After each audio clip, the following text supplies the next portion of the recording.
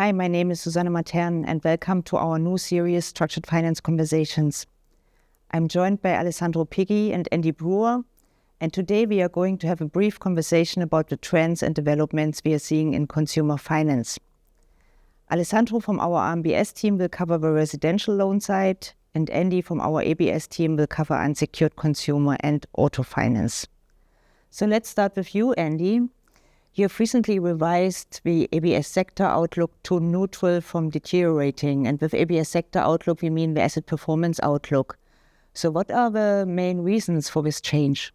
Thanks, Susanna. Essentially, the performance has been revised to neutral because the performance is just holding up really well. The expectation at the start of the year was with rising interest rates and costs, and particularly driven by the non-prime sector, the performance would deteriorate, but that just hasn't happened.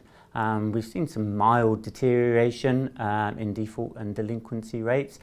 We have revised some base case expectations for German auto downwards slightly, but at this point, significant worsening seems unlikely. And so with our forecast to the end of the year in the European auto and UK credit card sector, our expectations have been revised down. So with slight performance deterioration, we're expecting these two numbers to converge before the end of the year. Okay, with expectations revised down, you mean delinquency and default rate expectations have been revised down. How does this look going into 2025? Because we have recently heard some news about divergent developments in labour market in Europe. Yeah, certainly we're expecting some softening in the labour markets, particularly in the UK and Germany, probably less so in France, Italy and Spain. But the overall expectation for 2025 is broadly flat in the unemployment sector. On the flip side, we're still expecting further interest rate cuts. So overall, our expectation is for a neutral outlook. Okay, great. Thanks, Andy. So over to you, Alessandro. What's the outlook on the RMBS side? On the resi space, we have two different performance outlooks at the moment. So on the EU side, we have a neutral asset performance outlook. As per the ABS space, we've only seen modest deterioration in performance, concentrated in floating rate markets in south of Europe, whereas in north of Europe, France, Germany, Belgium and Netherlands, those are fixed rate markets. People have had plenty of time to lock in very low rates for a long period of time and during the prior cycle, so we haven't seen a noticeable increase in arrears there. For the UK, it's a different story. So we maintained last year and for 2024 a deteriorating performance outlook. We cover three sectors there, so UK prime owner-occupied, buy-to-let and non-conforming. Buy-to-let and prime owner-occupied see prevalence of products that have a 2 to 5 year fixed rate period, and then they revert either to a floating or to a remortgage option, whereas in the UK non-conforming space it's floating rate. So the product in the UK, being non-conforming or being prime or buy-to-let, is more prone to interest rate volatility. Inflation and rates were higher than in the EU. Having said that, similar to ABS, both the prime and buy-to-let sector are fairly well. So modest increases. We see some plateauing of arrears already, so I see those sectors improving perhaps during 2025. Okay, sounds good. So what are the areas of concern then in RMBS? Areas of concern. So we focus on portfolios with prior underperformance and portfolios that are exposed to floating rate borrowing. There's three subsectors that we look closely. The first one being UK non-conforming, as I said before, interest-only borrowing at floating rate, history of underperformance post-global financial crisis, borrower vulnerability, and a maturity concentration under the underlying loans, which is approaching in the next 5 to 7 years. Arrears that have increased more than our expectations during 23 and still increasing. 1 month plus are around 25% for the sector, and 3 months plus are approaching 20%, although stabilizing. The second sector is a smaller sector, a bit more of a niche production for RMBS. It's the reperforming sector. We cover a handful of transactions in Spain and in Ireland.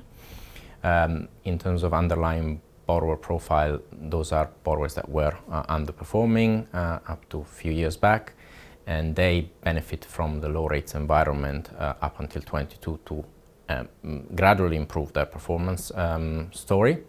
With spike in rates that we've seen in the EU markets, then quite sharply and suddenly the arrears were increasing as well. Having said that, we forecast a reduction in the EU central bank rates, so that will benefit, I guess, the performance into 2025.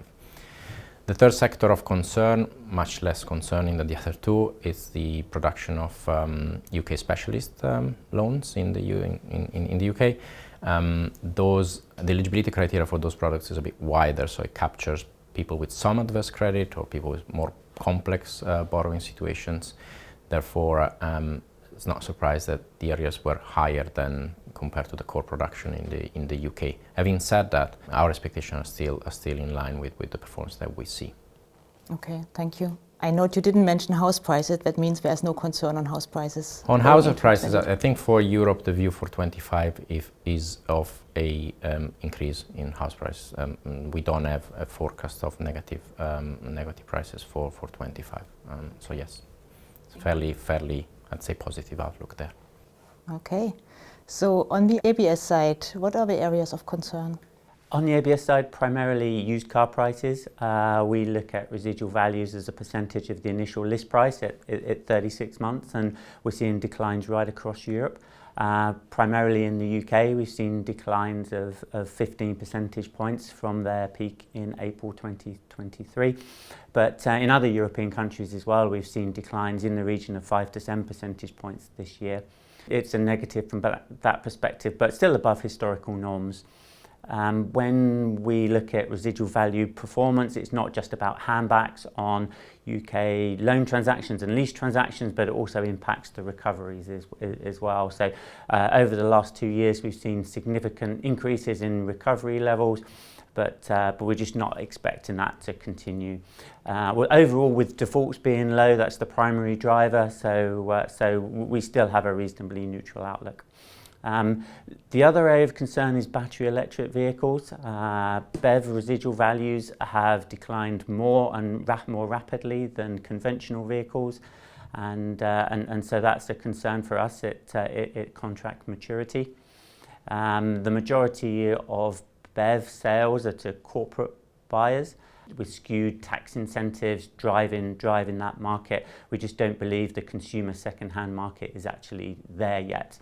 So that's a concern for us. But as I said, overall, with defaults being the primary driver, we still have a fairly stable outlook. Okay, thank you. Alessandro mentioned concerns on the non-conforming side, and I remember that previously in ABS we had some concerns about the non-prime transactions. We have seen some in the UK, some on the continent as well. What's the view today? Well, you'd think so, and certainly they'd be more vulnerable, but in the transactions we rate, we just haven't actually seen that yet. So the transactions we rate in Germany, so the Fortuna auction money transactions and the UK credit card transactions, the performance just has seen limited to no declines. There's probably a couple of reasons for this. Certainly on the underwriting side, we've seen improvements. In the UK, some really sophisticated open banking models with AI and machine learning concepts, which essentially just improves the default predictability. And there's probably less willingness to lend in the subprime space as well. So essentially what that's doing is pushing more weaker borrowers away from the traditional securitized ABS pools into sort of buy now, pay later products and things like that. Oh, that's interesting. So Andy mentioned innovation in the underwriting area. Do we also see product innovation going into 2025?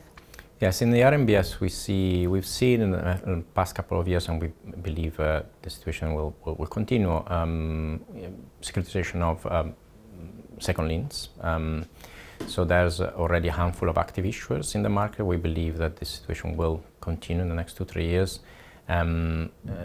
Our view is that, for instance, borrowers that still have a first lien, which is quite cheap in terms of interest rate, they don't want to renegotiate that rate. Of course, they don't want to refinance it. They may have a fairly material unsecured debt that they want to optimize. They want to optimize the cost of.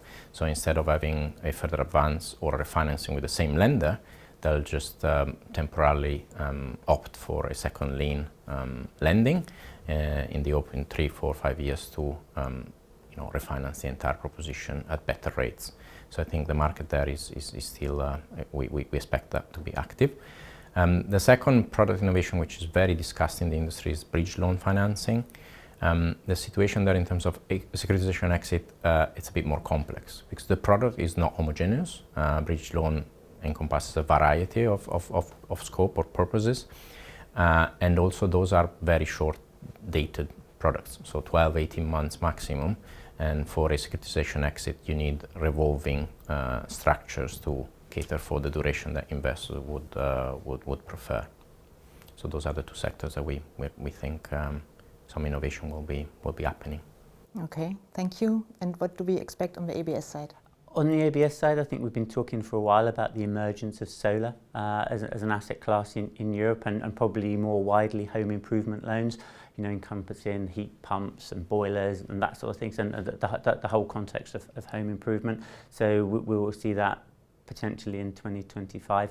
The other area potentially would be buy now, pay later, although certainly, as I mentioned, there might be some concerns about performance in that area.